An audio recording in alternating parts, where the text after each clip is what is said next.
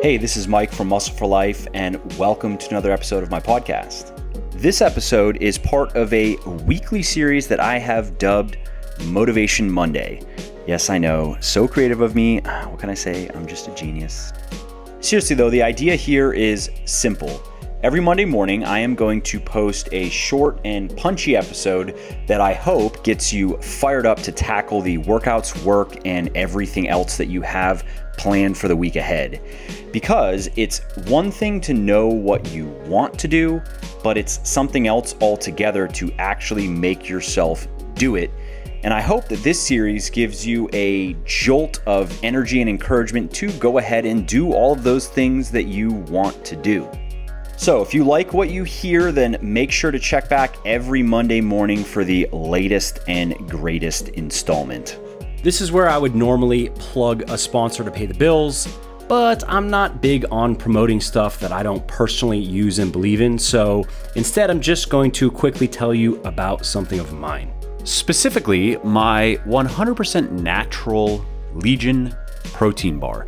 Now, unlike many protein bars, mine are not chalky, crumbly, hard to get down lumps made with low quality and undesirable forms of protein like milk protein, calcium caseinate, and soy protein, and chock full of artificial sweeteners, flavors, dyes, and other chemical junk. Instead, my protein bars contain 20 grams of high quality protein from a blend of whey isolate, whey hydrolysate, whey concentrate, and pea protein isolate, are naturally sweetened and flavored, and do not sit on shelves for months on end, and so every bite is savory, moist, and pleasantly chewable. My goal was to create an all-natural protein bar that tastes like high-protein candy, and many of my customers say that I have done just that. So if you want a clean, all-natural, low-calorie, and low-sugar protein bar that has 20 grams of 5-star protein, that tastes as good as it looks, and that is easy on your stomach, then you want to head over to www.legionathletics.com and try my protein bars today. And just to show how much I appreciate all of my podcast peoples, use the coupon code podcast at checkout and you will save 10% on your entire order. I also have a very simple 100% money back guarantee that works like this. You either love my stuff or you get your money back. Period. No having to return the products, fill out forms, or jump through any other hoops, so you really can't lose here. Head over to www.legionathletics.com now, place your order, and see for yourself why my supplements have thousands of rave reviews all over the internet. Alrighty, that is enough shameless plugging for now at least. Let's get to the show. Hey, Mike Matthews here from Muscle for Life and Legion Athletics, and welcome to yet another episode of the Muscle for Life podcast. This one is motivational in nature. It's another Motivation Monday episode, which means that we are going to start with a quote, and this one comes from Seneca the Younger, and he said, "We're tight-fisted with property and money, yet think too little of wasting time. The one thing about which we should all be the toughest misers." So it is a Friday night and you want to go out and get tacos with a friend, but you are not sure where to go. How would you choose the taco joint? Would you be fine with whatever's closest? Would you pore over reviews in search of the best place in town? Or would your approach fall somewhere in the middle, like finding a spot that's close enough with good enough ratings? Believe it or not, your answer can reveal a lot about how you make decisions in general, and even predict how likely you are to generally experience happiness and satisfaction in your life. In short, if you would make a quick and decisive decision on where to eat based on simple criteria like no more than 5 miles away with a 4-star average on OpenTable, you'd be engaging in what psychologists refer to as satisficing. And chances are you would end up enjoying your food and feeling contented with your selection. If, however, you would analyze the possibilities from many angles in hopes of finding the quote-unquote best one, you'd be pursuing the strategy of maximizing. And chances are you would end up dissatisfied with the meal and irked you didn't spend even more time investigating the alternatives. This phenomenon holds true for every decision that you make. The more you satisfice, go for good enough, the more likely you are to be happy with what you get and with life in general. And the more you maximize, seek and accept only the best, the more likely you are to be disappointed with the outcomes. Now, that doesn't mean you can't have high standards. More on that in a minute, but it does mean this. Good enough is almost always good enough. Here's a silly example that you can probably relate to. So when my wife and I would sit down to watch TV, I would suck her into a tedious process of weighing all of our options in search of the best choice. We don't watch much TV, I figured, so we should try to make the most of the time, right? So I would check a site or two online to see what is new or what is popular. I would skim reviews, I would canvass my wife, and I would hem and haw. And this rarely made for a pleasant wind down, which is really what it should be about. Eventually, I would either lose interest in watching TV altogether, and then I would get the look from Sarah, or I would end up dissatisfied with our pick after watching it for sometimes just 10 minutes, and then I would start wondering if something else would have been better, and then it's off to bed. Now, I go about it differently. I have changed my tack, and it has made all the difference. Whereas previously I was a TV maximizer who was more or less impossible to please, I'm now a satisficer who is rarely let down. Now, I'm fine with watching the first show that checks 2 small, simple boxes. It's a genre that we both usually like, and it looks interesting. That's it. And if it turns out to be good, great. And if it doesn't, oh well, we will try again next time. At least I didn't waste 15, 20 minutes agonizing over the choice. And either way, now we are contented with the experience, which really is more about just relaxing together than riveting ourselves to a screen anyway. Now, that is just one of the many types of situations that we face in life where settling for less than perfect is definitely superior to striving for the best. Now, this is true even when the stakes are higher. Here's how psychologist Barry Schwartz explained the problem of maximizing in his excellent 2009 book, The Paradox of Choice. Quote, "Maximizers need to be assured that every purchase or decision was the best that could be made. Yet, how can anyone truly know that any given option is absolutely the best possible? The only way to know is to check out all the alternatives. A maximizer can't be certain that she has found the best sweater unless she's looked at all the sweaters. She can't know that she is getting the best price unless she's checked out all the prices. As a decision strategy, maximizing creates a daunting task, which becomes all the more daunting as the number of options increases. If you're a satisficer, the number of available options need not have a significant impact on your decision making. When you examine an object and it's good enough to meet your standards, you look no further. Thus, the countless other available choices become irrelevant. But if you're a maximizer, every option has the potential to snare you into endless tangles of anxiety, regret, and second guessing. Whereas maximizers might do better objectively than satisficers, they tend to do worse subjectively. Imagine a maximizer who succeeds in buying a sweater after an extensive search, a better sweater than any but the luckiest satisficer would end up with. How does he feel about the sweater? Is he frustrated at how much time and work went into buying it? Is he imagining unexamined alternatives that might be better? Is he asking himself whether friends of his might have gotten better deals? Is he scrutinizing every person he passes in the street to see if they're wearing sweaters that look finer? The maximizer might be plagued by any or all of these doubts and concerns, while the satisficer marches on in warmth and comfort. Getting the best objective result may not be worth much if we feel disappointed with it anyway. End quote. Just to be clear.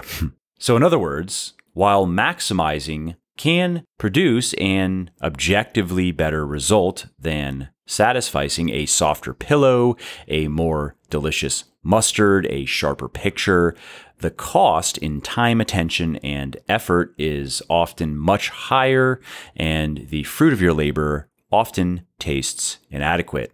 This experience has been demonstrated in a number of scientific studies, including a series of experiments conducted by scientists at Columbia University. In one experiment, researchers set up a display of 24 exotic high-quality jams in a gourmet food store.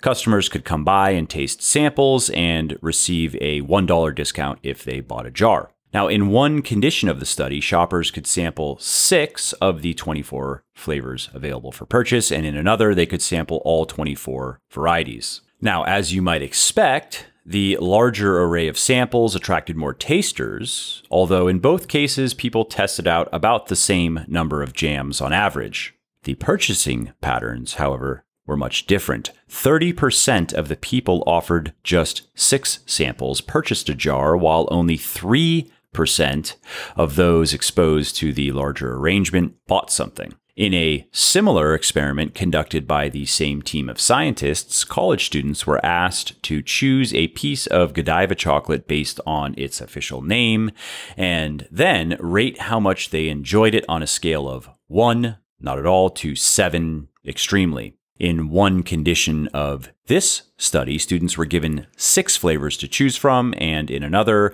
they were shown 30 flavors. And the group that was shown fewer options was significantly more satisfied with their choices than those shown more, and 4 times more likely to choose chocolate as compensation for participating in the study than cash. Now, the researchers discussed several explanations for the results of these experiments. A large number of choices, they thought, may discourage a decision because it requires more deliberation, more effort. It's, of course, easier to just not buy the product. They also thought that maybe the multitude of options can make what is chosen less enjoyable because it highlights the possibility that something else could have been better. Now, Schwartz expounds on these and other theories in The Paradox of Choice and concludes the following, quote, "The quote-unquote success of modernity turns out to be bittersweet, and everywhere we look, it appears that a significant contributing factor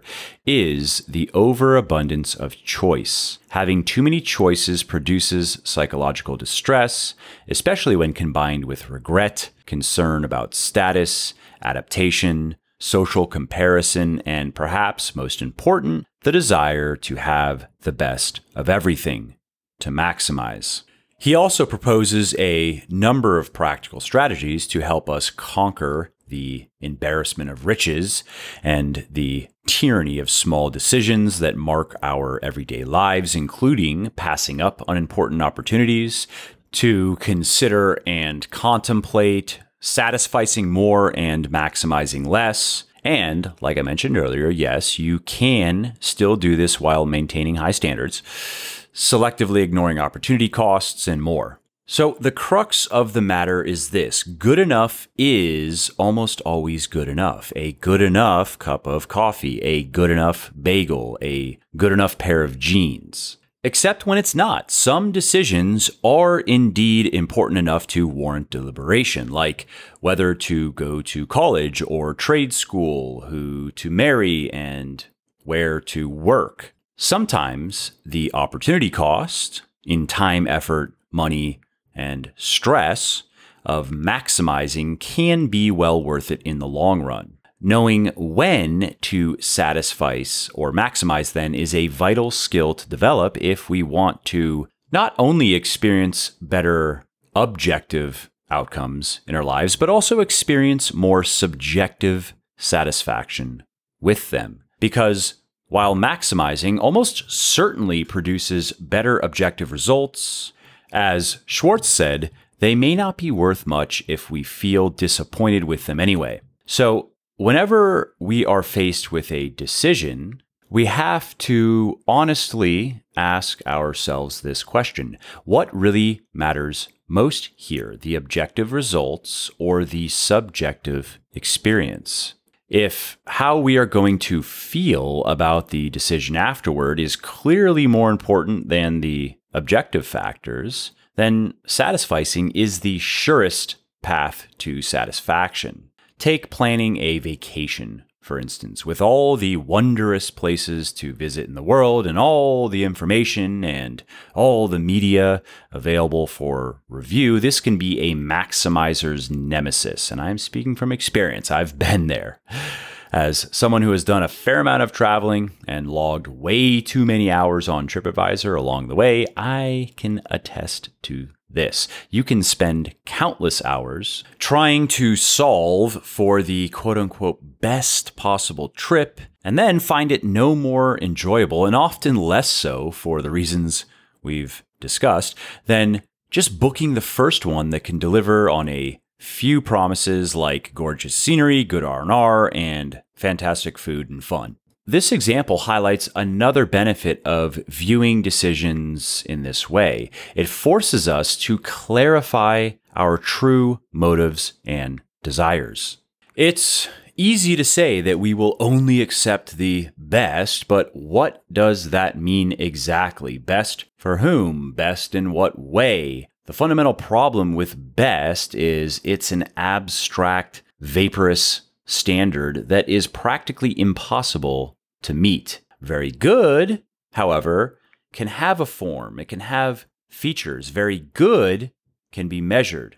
And very good can feel great. Now, this is true even when the objective results of a decision seem to matter more than how we are going to feel about them. We can't forget that our subjective perception of events will always affect the overall quality of the experiences. Here's how Schwartz explains it in The Paradox of Choice. Quote, "But while this subjective satisfaction scale may work for trivial decisions, when it comes to important life issues, education for instance, isn't objective quality all that matters? No, I don't think so. I have interacted with college students for many years as a professor, and in my experience, students who think they're in the right place get far more out of a particular school than students who don't. Conviction that they have found a good fit makes students more confident, more open to experience, and more attentive to opportunities. So while objective experience clearly matters, subjective experience has a great deal to do with the quality of that objective experience. Which is not to say that students who are satisfied with bad colleges will get a good education, or that patients who are satisfied with incompetent doctors will not suffer in the end. But remember, I'm not saying that satisficers do not have standards. Satisficers may have very high standards. It's just that they allow themselves to be satisfied once experiences meet those standards. So instead of suffering the considerable costs of always demanding the best that life has to offer, large and small, we should realize that true maximization involves just enough exploration of the possibilities to lead to very good decisions. Why go beyond this point of diminishing returns? Why take pains to achieve marginal objective improvements that are unlikely to satisfy the maximizer on our shoulders? Why chase chimeras when we can catch their cousins? Hey there, it's Mike again. I hope you enjoyed this episode and found it interesting and helpful. And if you did and don't mind doing me a favor, then please do give this video a like and leave a comment down below. Not only do I like to hear from everybody and I jump in and reply to as many comments as I can, it also helps other people find their way to the show and learn how to build their best bodies ever too. And of course, if you want to be notified when the next episode goes live, then just subscribe to my channel and you won't miss out on any of the new content. Lastly, if you didn't like something about the show, then definitely shoot me an email at mike@muscleforlife.com and share your thoughts on how you think it could be better. I read everything myself and I'm always looking for constructive feedback, so please do reach out. Thanks again for listening to the episode, and I hope to hear from you soon. And lastly, this episode is brought to you by me. Seriously though, I'm not big on promoting stuff that I don't personally use and believe in, so instead I'm going to just quickly tell you about something of mine. Specifically, my 100% natural Legion protein bar. Now, unlike many protein bars, mine are not chalky, crumbly, hard to get down lumps made with low quality and undesirable forms of protein like milk protein, calcium caseinate, and soy protein, and chock full of artificial sweeteners, flavors, dyes, and other chemical junk. Instead, my protein bars contain 20 grams of high quality protein from a blend of whey isolate, whey hydrolysate, whey concentrate, and pea protein isolate, are naturally sweetened and flavored, and do not sit on shelves for months on end, and so every bite is savory, moist, and pleasantly chewable. My goal was to create an all-natural protein bar that tastes like high-protein candy, and many of my customers say that I have done just that. So if you want a clean, all-natural, low-calorie, and low-sugar protein bar that has 20 grams of 5-star protein, that tastes as good as it looks, and that is easy on your stomach, then you want to head over to www.legionathletics.com and try my protein bars today. And just to show how much I appreciate all of my podcast peoples, use the coupon code podcast at checkout and you will save 10% on your entire order. I also have a very simple 100% money back guarantee that works like this. You either love my stuff or you get your money back. Period.